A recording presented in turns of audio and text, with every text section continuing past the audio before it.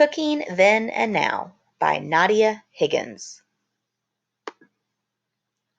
Chapter 1 Cooking in the Past. Chop, boil, stir, add spices. How do you cook? Meals today are much different than those in the past. So are the ways we cook them. Long ago, Native Americans found food in the wild. They gathered berries and nuts. They hunted animals. They cooked food over open fires or on hot stones. Where do we get our food today? And how do we cook it? In the 1700s, colonial Americans grew food: corn, squash, carrots, apples. They raised animals for meat. They milked cows.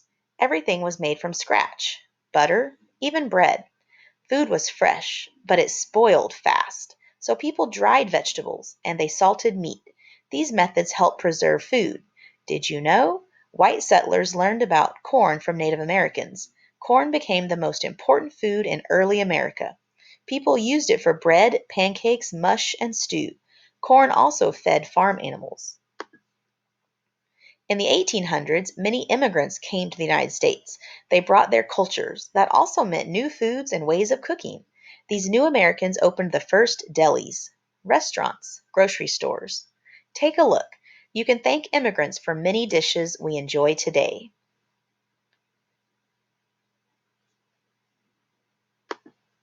Chapter 2 Faster and Easier. Food was once limited. People ate what was grown nearby. That changed in the late 1800s.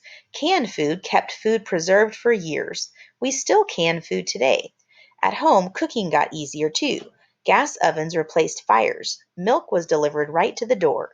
The family's icebox kept it cold. Cities grew in the early 1900s. People worked in factories instead of on farms. Factory machines helped make and package food. Like what? Candy, soda, chips. These processed foods were tasty and cheap. Food brands like Hershey's, Cheetos, and Coca-Cola became famous. By the 1950s, kitchens changed again. Now there was electricity, refrigerators, freezers. People also didn't have to spend hours cooking. They could buy frozen TV dinners at the grocery store. These came in trays that went straight into the oven. For dessert, a cake whipped up from a boxed mix instead of from scratch. What do you think? Does your family buy frozen meals? Or does your family cook from scratch more often? Which way of cooking do you prefer? Why? Chapter 3 Choose Your Food. In the 1970s, more women worked outside of their homes. Families were busier. Who would make family dinner now? Fast food restaurants. Here, dinner came cheap and without shopping, cooking, or washing dishes. But fast foods were processed and unhealthy. Making them was hard on the environment. The health food movement started. People started buying natural, organic foods. In the 1980s, cooking shows took off. TV chefs showed each step to making a fancy meal. Some people loved the challenge of gourmet cooking. Microwave ovens entered home kitchens. Frozen meals could be ready in just a few minutes. We still use microwaves for cooking today. What do you think?